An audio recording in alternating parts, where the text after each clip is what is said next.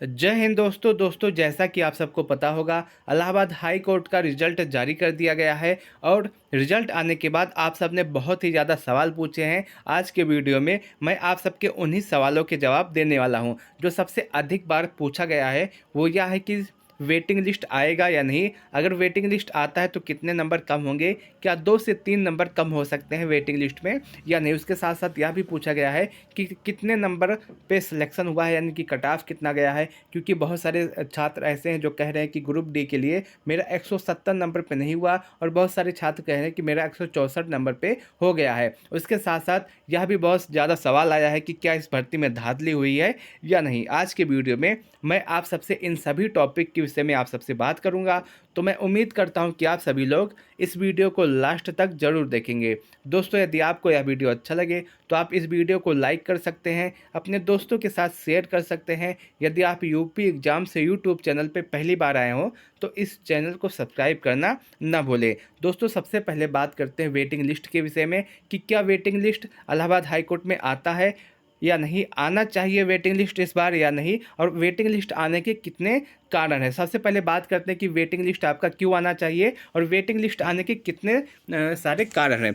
देखिए दोस्तों, आप सबने देखा होगा इस बार इलाहाबाद हाई कोर्ट की वैकेंसी में कि बहुत सारे छात्र ऐसे हैं जिन्होंने ग्रुप सी पद के लिए आवेदन किया है, उसके साथ साथ ग्रुप डी के लिए भी आवेदन किया है। यानी कि ग्रुप सी में अपना आवेदन किए हैं, उसके साथ साथ ग्रुप डी में आवेदन किए हैं। और ऐसे बहुत सारे छात्र हैं जिनका ग्रुप डी में भी हो गया है, उसके साथ साथ ग्रुप सी में भी हो गया है। दोनों पदों पे उनका चयन हो गया है, सिलेक्शन हो गया है। और जो छात्र दोनों पदों के लिए चयनित है, यानी कि ग्रुप सी में भी हैं और ग्रुप डी में भी हैं, ऐसे छात्रों की संख्या बहुत ही ज़्यादा है। और जो छात्र दोनों में है वो तो ग्रुप सी ही ज्वाइन करेंगे, और जो छात्र ग्रुप सी ज्वाइन करेंगे उनका जो ग्रुप डी वाली वैकेंसी है, जो ग्रुप डी वाली सीट है वो खाली रह जाएगी। और जो ग्रुप डी वाली सीट खाली रहेगी तो उस पर वेटिंग लिस्ट इनको लाना चाहिए, ऐसा करना चाहिए जिससे और बच्चों को फ़ायदा हो सके और बच्चों को इससे लाभ हो सके। क्योंकि अगर ऐसा नहीं करेंगे तो आप देखेंगे कि बहुत सारी सीट आपकी खाली चले जाएंगी। खासकर वो सीट आपकी खाली चले जाएगी कि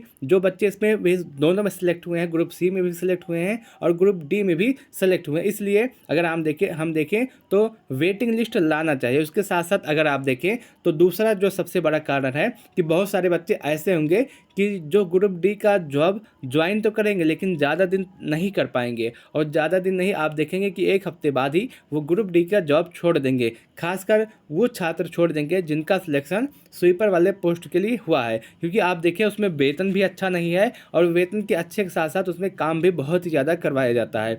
ऐसे में वो छात्र ज़्यादा दिन तक नहीं करेंगे। और यहाँ तक कि मैं इस बात को भी 100% गारंटी के साथ आप सबके सामने लिख के दे रहा हूँ कि बहुत सारे बच्चे ऐसे हैं जो ग्रुप डी के लिए डीवी भी नहीं कराएंगे, खासकर वो छात्र जिनका सिलेक्शन स्वीपर के लिए हुआ है। तो आप देखेंगे कि बहुत सारी सीट इस बार ग्रुप डी में खाली रहने वाली है। इसके लिए दो सबसे बड़ी वजह है जो मैंने आप सबको बताई है। मैं इस बात को फिर से लिख के दे रहा हूँ, मैं अभी से आपको बता दे रहा हूँ, क्योंकि मेरे साथ भी बहुत सारे बच्चे जुड़े हैं जो कह रहे हैं कि इस बार मैं डीवी के लिए नहीं जाऊँगा क्योंकि मुझे अच्छा पोस्ट नहीं मिला है, और जो पोस्ट मिला है उसमें 6,000 रुपये वेतन मिलता है और 6,000 में गुजारा नहीं हो पाएगा। इससे अच्छा मैं और कोई काम कर लूँगा जिससे अच्छा रहेगा और मेरा वेतन भी सही रहेगा। तो आप देखेंगे वो बच्चे नहीं जाएंगे। और उसके साथ साथ जो बच्चे ग्रुप सी में सेलेक्ट हुए हैं और उन्होंने ग्रुप डी में भी आवेदन किया था, वो बच्चे भी आपके नहीं जाएंगे। तो आप देखेंगे कि इस बार ग्रुप डी की सीटें खाली रहेंगी, और इसके लिए आपका वेटिंग लिस्ट लाना चाहिए जिससे खाली सीटें ना जाएं और बहुत ज़्यादा बच्चों को फ़ायदा हो सके।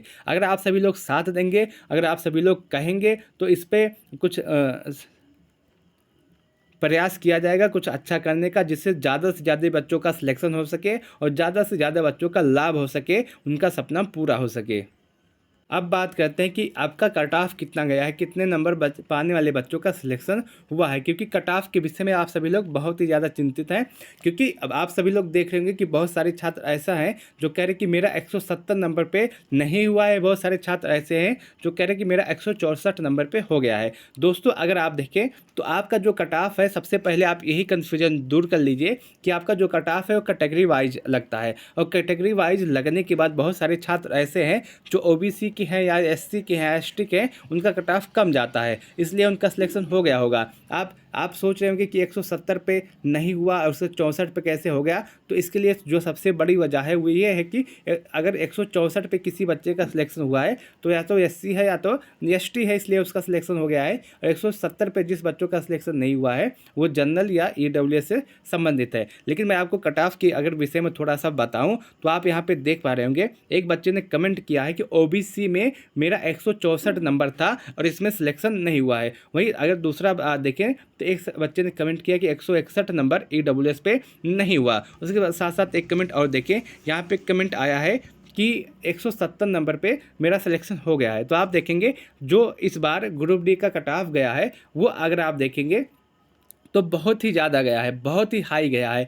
यहाँ तक कि अगर आप देखिए, अगर आप कमेंट में ध्यान दिए होंगे तो एक बच्चा कह रहा है कि मेरा 164 पे नहीं हुआ, एक बच्चा कह रहा है कि मेरा 170 पे हो गया है। अगर आप देखें 164 पे ओबीसी का कट ऑफ गया है तो आप देखेंगे फर्स्ट स्टेज एग्ज़ाम और सेकंड स्टेज के एग्ज़ाम में बहुत ही ज़्यादा नंबर लाना होगा तभी आपका सिलेक्शन हो पाएगा। अगर 164 पे नहीं हुआ है तो आप यहाँ मान के चलिए, अगर कोई बच्चा फर्स्ट स्टेज के एग्ज़ाम में 82 नंबर लाता है, वहीं सेकंड स्टेज के एग्ज़ाम में भी 82 नंबर लाता है, तब भी उसका सिलेक्शन नहीं हो पाता है। और 82 नंबर कम नहीं होते अगर आप खासकर सेकंड स्टेज के एग्ज़ाम में, क्योंकि सेकंड स्टेज का जो एग्ज़ाम हुआ था आपका इतने अच्छे लेवल का हुआ था कि आप उसमें 82 नंबर करना बहुत ही बड़ी बात है, बहुत ही बड़ी बात अगर हो जाती है। लेकिन अगर आप देखें तो इलाहाबाद हाई कोर्ट की जितनी भी वैकेंसी होती है, मैं आपको बता देना चाहता हूँ कि इसमें कुछ सीटें पहले से ही फिक्स होती हैं कि इनको इनको मिलने वाला है, इसलिए इसमें धांधली तो होती है, इसमें कोई भी संदेह नहीं है। लेकिन कुछ सीटें आपकी होती हैं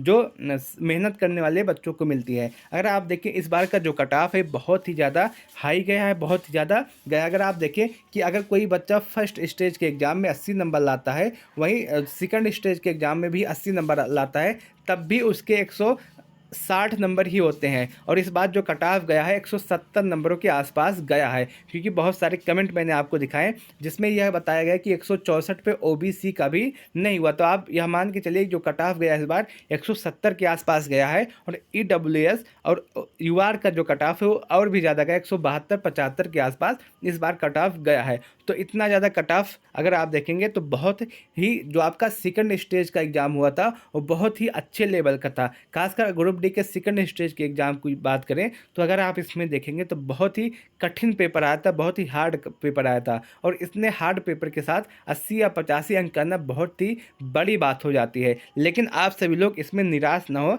हताश ना हो, क्योंकि अगर आपने फर्स्ट स्टेज का एग्ज़ाम पार किया तो आपने मेहनत की है। आपको बस थोड़ा मेहनत करने की और आवश्यकता है, आपका सिलेक्शन इससे अच्छे भी पोस्ट पे हो सकता है। अगर आपने फर्स्ट स्टेज का एग्ज़ाम पार किया तो आप इसका यह मतलब कि आप पढ़ने में अच्छे हैं, बस थोड़ा सा और ध्यान देने की आवश्यकता है, आपका भी सिलेक्शन कहीं ना कहीं और हो सकता है। तो मैं उम्मीद करता हूं कि आपको यह पूरी जानकारी अच्छी लगी होगी। यदि आपको वीडियो अच्छा लगा हो तो आप वीडियो को लाइक कर सकते हैं, चैनल को सब्सक्राइब कर सकते हैं। अगर आपके मन में कोई और डाउट है तो आप कमेंट सेक्शन के माध्यम से पूछ सकते हैं, मैं आपके प्रत्येक कमेंट का जवाब अवश्य दूंगा। वीडियो को लास्ट तक देखने के लिए आपका बहुत बहुत धन्यवाद।